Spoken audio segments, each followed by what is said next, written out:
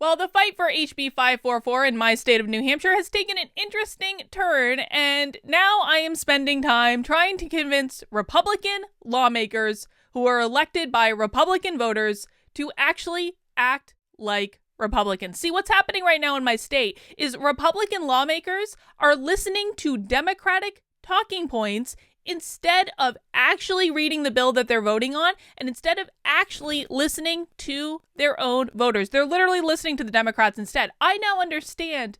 I understand why so many of you tell me that there are not fighters in the Republican Party, why you were so thirsty for someone like Donald Trump who actually advocated for your beliefs, because now I understand that Republican lawmakers oftentimes don't listen to the very same people who put them in office in the first place. But let's back up for a second. Let's do a quick review on what HB 544 actually does. What it does is it bans certain divisive concepts from being taught in state agencies and in state contractors who are providing goods and service to the state. So essentially, they're being funded by state taxpayer dollars to provide goods and services to the state. They can't teach these certain divisive concepts. What are those divisive concepts that are being banned by the bill, you might ask? Well, let's take a look at the actual text of the bill. According to the bill, you would not be able to teach that one race or sex is inherently superior to another race or sex. Now, why is it that every time the Democrats fight against this bill, Republicans don't just stand up and say, why do you want to teach people that one race or sex is superior to another race or sex? That's racism. That's literal racism. It doesn't even matter what specific races and sexes you're talking about. Why do you want to teach that? That's literal racism and literal misogyny, I suppose. But continue. They also it would also ban teaching the state of New Hampshire or the United States is fundamentally racist or sexist. Now, that does not ban you talking about race in the United States. It doesn't ban you talking about slavery in the United States. It doesn't ban you talking about gender in the United States. It just says you can't teach people that this country is built on racism, and closer to home, you can't teach people that New Hampshire, which is a state that did not have slavery, by the way, you can't teach people that New Hampshire is a fundamentally racist state. Moving forward, an individual by virtue of his or her race or sex is inherently racist, sexist, or oppressive. The bill bans teaching people that they are racist because of the skin color that they were born with, or misogynist because of the gender that they were born with. That's what it bans. You cannot teach people that they were born oppressors based on their skin color or their gender, which are two items that are completely out of their control. These are the type of things that are banned in this bill. Those are the concepts, okay? The bill does not ban diversity training. The bill does not ban talking about race or slavery or any of the history that goes along with that. It doesn't ban any of those things. The bill also, by the way, doesn't actually affect what teachers can teach in the classroom, which is another Democratic talking point that the Republicans are listening to for reasons past my understanding, because it ain't even mentioned in the bill, folks. Not mentioned in the bill. Not in the bill at all, okay? But what's happening? The argument that really seems to be getting the most traction is this is a free speech issue. This is a free speech issue. If we pass this bill, we would be infringing on free speech. And that is fundamentally false. That is false. That is what Chris Sununu is listening to right now. Chris Sununu is the governor of New Hampshire. He is apparently a Republican, though, perhaps only in name only, because he is actually listening right now to Democratic talking points that are telling him that this is a free speech issue. Chris, let me set you straight, my friend. Let me set you straight in public for everyone to see about why this is not actually a free speech issue. Let's flip over to the First Amendment Encyclopedia, which is a nice little resource that makes things really, really simple to understand. And let's talk about the issue of compelled speech. Because here's what happens when these trainings are done in organizations. First off, what they normally do is they separate out the white employees from all the non-white employees. They get two separate types of training. The white employees are taken into one room and they are told that they have to confess their inherent racism. They have to confess that they are racist, that they've always been racist, that they'll always be racist because they're white, and then sometimes they're actually forced to write letters of apology to their coworkers who are not white to apologize for their racism, even if their behavior has not been racist. That is literally what happens in this training. Another word for this is compelled speech. When you work for a state agency or you're funded by state money and you are forced to say something at risk of losing your job, that is compelled speech, folks. This is not banning this type of training would not infringe on anyone's individual liberties. What does infringe on people's individual liberties is when their speech is compelled as a part of this training. So let's look at this.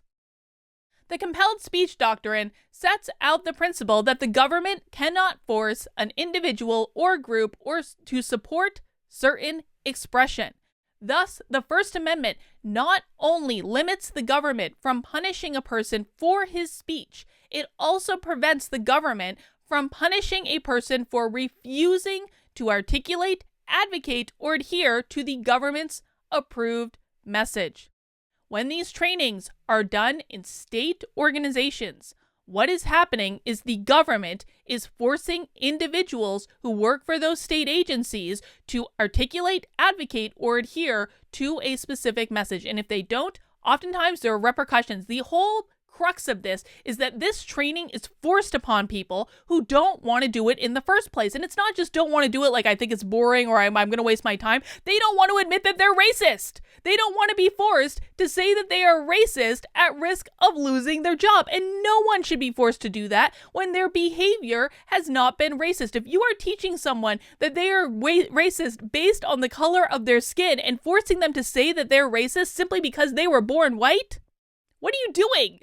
What are you doing?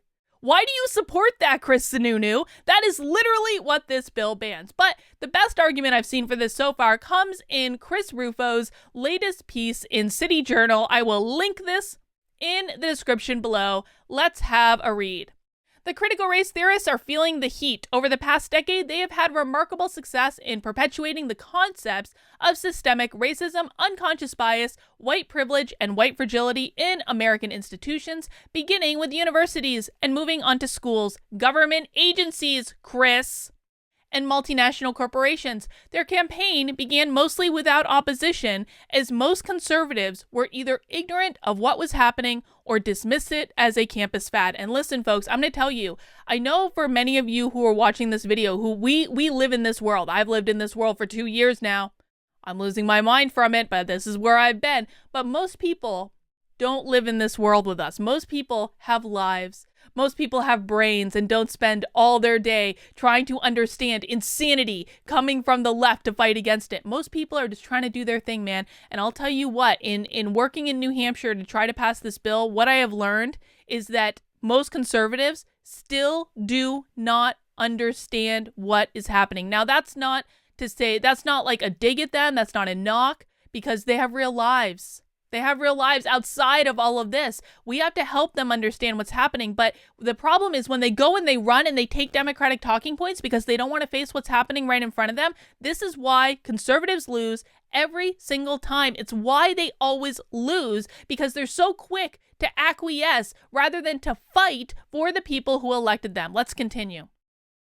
That changed last year. The intellectual movements around the so-called intellectual dark web, Quillette Magazine, and the 1776 Unites coalition of dissident black scholars had laid down a theoretical case against critical race theory. President Trump elevated the debate into the mainstream, denouncing CRT by name at the National Archives, signing an executive order banning CRT-based training programs from the federal government, and sparring on the topic during a televised presidential debate. Now, I want to stop here and just really emphasize a point.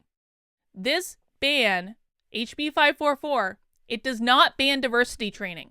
This is a lie that the Democrats are telling. There are many diversity training programs that are perfectly fine, that teach about different life experiences that people experience based on the color of their skin, their gender, how they grew up, whether they grew up in an affluent neighborhood or a poorer neighborhood. There are many diversity training programs that teach these things without teaching people that they are racist because of the color of their skin. Every single one of those training programs would still be allowed. This is not about banning diversity training, and anyone who tells you it is a liar. Let's skip down. We're going to skip down a little bit in the article. The second line of attack, advanced by Goldberg and Arcadia University professor Jeffrey Sachs, is that the attempt to regulate critical race theory-based programs is an attack on free speech. Goldberg and Sachs are attempting to reclaim the mantle of free speech, but on closer inspection, their case is legally and morally groundless.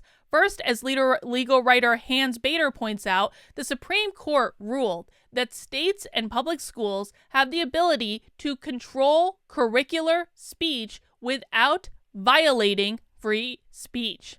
Furthermore, under the 14th Amendment, states and school districts have an obligation to prevent the creation of a learning environment that promotes hostility towards race or sex. The courts have repeatedly ruled that the 14th Amendment outweighs and limits the First Amendment when it comes to the government entities adopting policies and programs that perpetuate racial stereotyping, discrimination, and harassment. Despite Sachs's hyperventilation about threats to academia, the public employment program for the new racial ideology, many legislatures have explicitly allowed the teaching of CRT in university classrooms. It is only forbidden to turn these principles into compelled speech, employee indoctrination programs, and official state curricula for primary and secondary schools. The most telling limitation in their argument, however, is that Goldberg and Sachs both refuse to deal with specifics. They present critical race theory as a benign academic discipline that seeks social justice while ignoring the avalanche of reporting,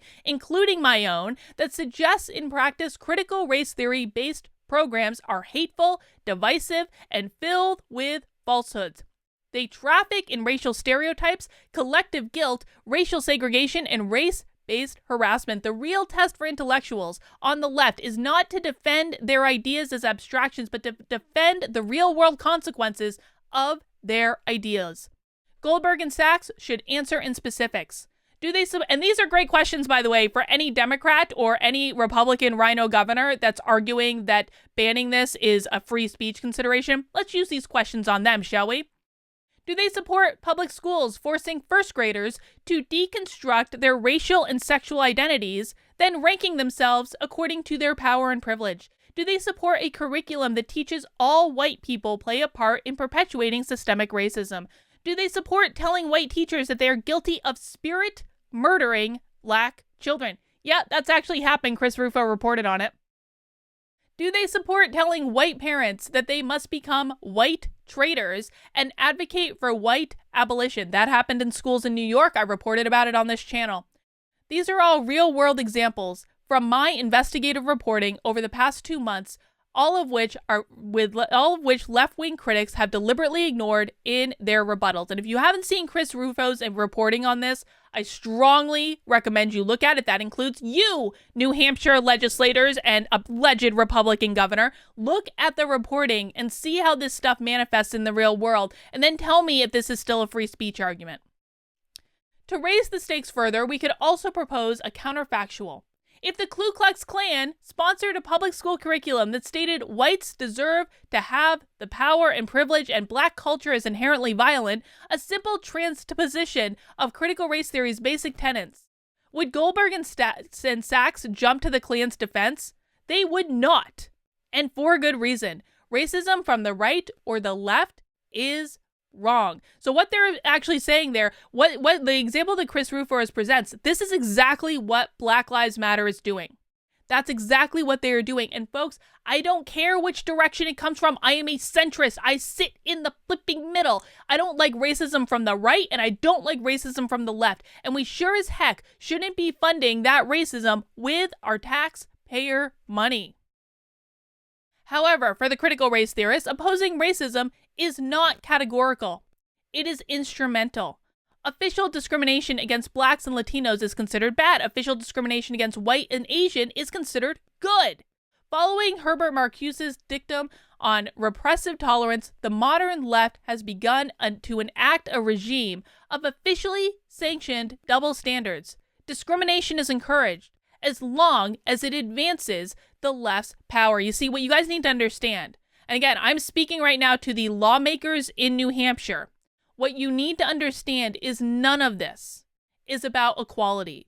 None of this is about creating a level playing field. None of this is about making sure that opportunities are open to everyone, regardless of the color of their skin. That is not what critical race theory is about. Critical race theory is about one thing and one thing only, and that is power. How does the left get power? How do they maintain power? And the way that they maintain power is by creating these conversations that are all about race all the time, specifically to divide us and specifically to be able to say that people on the right who disagree with them are racist, when in fact it is them who are perpetuating the racism. Listen, man, I was a Democrat for 20 years. Because I thought that they were the good guys. I thought that they were the guys that actually believed in fairness and equality and all of those things that they preach, but they don't. The only thing that they want to do is advance their own power. They will call anyone racist if it advances their own power. They will call black people racist that disagree with them. They will call Latino people racist who disagree with them. They will call Native Americans racist who disagree with them. They actively discriminate against Asians all of the time. Robin DiAngelo herself has said that the Asians have assimilated to whiteness. They're basically white. There are school districts out there that are literally teaching Asians that they are white. That is what is going on, because that is how they maintain their power. All of this is incredibly racist, and I don't even understand why we are entertaining the conversation of spending state dollars teaching people racism. Why this is even on the table is beyond my understanding, and why a Republican governor isn't fighting back against it, that's especially egregious. But maybe he just doesn't understand, and this is an opportunity, Chris. If you don't understand, this is your opportunity to learn why it is not a free speech argument. If you think I'm pissed now, just wait what happens if this continues to go on. I'll tell you what. But I digress. This is the subtle beauty of the divisive concepts legislation being considered in several states. It would equally prohibit the old-style racism of the Klan and the new-style racism of critical race theory from being promoted in public institutions. It bans both. Anyone who wants to say that this is white supremacist legislation, guess what, folks? It literally bans teaching that one race is superior to another. How can it possibly be white supremacist legislation when it explicitly bans teaching white supremacy in the very first line? Let's go back and look at the bill. In the very first definition, one race or sex is inherently superior to another race or sex is labeled as a divisive concept, which means it would be banned by this bill. It is on the very first line. It is on the first line. In a way, the legislation is simply a reiteration of the basic American premise that advanced from the Declaration of Independence to the 14th Amendment to the Civil Rights Act of 1964, that all Americans should be treated equally, regardless of race, color, creed, or religion. The critical race theorists, on the other hand, have embraced a philosophy of European-style pessimism, dismissing equality under the law as mere non-discrimination. They would replace it with a system of equity that treats individuals unequally in order to arrive at equal group outcomes. Most Americans, lulled into complacency by the race theorists' manipulative hegemony, suggested continuity between equality and equity, would be outraged at the true nature of these ideas, which are simply a reformulation of the Marxist oppressor-oppressed dialectic, replacing the class categories of bourgeoisie and proletariat with the racial categories of black and white. At the highest level, Goldberg and Sachs have tried to reframe this as a debate about free speech, but they fail to understand the basic premise of our constitutional rights. The First Amendment protects the right of individuals to speak freely, especially in opposition to a potentially tyrannical government. The government itself, according to most court rulings, does not have a First Amendment right as such. This is the proper context for elevating critical race theory, which is an almost entirely government-created and government-sponsored ideology, developed in public and publicly subsidized universities, formulated into policy by public bureaucracies, and transmitted to children in the public school system. The critical race theorists and their enablers at the New York Times and elsewhere want the right to enshrine their personal ideology as the official state dogma. They prioritize the freedom of the state over the freedom of the individual. The prelude, whether deliberate or accidental, to any totalitarian system. So Chris Sununu and all Republican legislatures in New Hampshire who are saying, we can't sign HB 544, it is a free speech question. What you are doing when you are making that argument, when you are accepting that Democratic talking point, is you are literally saying that the government have First Amendment rights and the people do not. And that is not true. Let's go back to our compelled speech definition. The compelled speech doctrine sets out the principle that the government cannot force an individual or group to support certain expression. Thus, the First Amendment not only limits the government from punishing a person for his speech, it also prevents the government from punishing a person for refusing to articulate, advocate, or adhere to the government's approved message. So no, this is not a First Amendment violation. It is every day that this training continues in government agencies paid for by our taxes, every single day, that is a First Amendment infringement on the individuals who are forced to take this training at risk of losing their job. We should be focused on the people. We should not be focused on protecting the First Amendment rights of the government. That is absolutely insane. It has been ruled out by the courts on numerous occasions. So I'm going to link to these articles in the description below. If you think that Chris Sununu should start acting like a Republican and support the Republican voters who voted him into office and who he wants to vote for him for Senate in 2022 when he runs against Maggie Hassan, I would love for you to reach out to him directly and send him an email. Now, I want him to know that people all across the country are looking at this situation. If you live in New Hampshire, that's especially good. Make sure you say you live in New Hampshire. Make sure you forward it to all your friends and family in New Hampshire. Make sure that everyone in New Hampshire reaches out for sure. You guys are a must. You guys have no choice. You send the email to Governor Sununu at nh.gov. I will put this in the description below. You guys need to do it. But if you live outside of New Hampshire, don't think you can't participate in this little affair.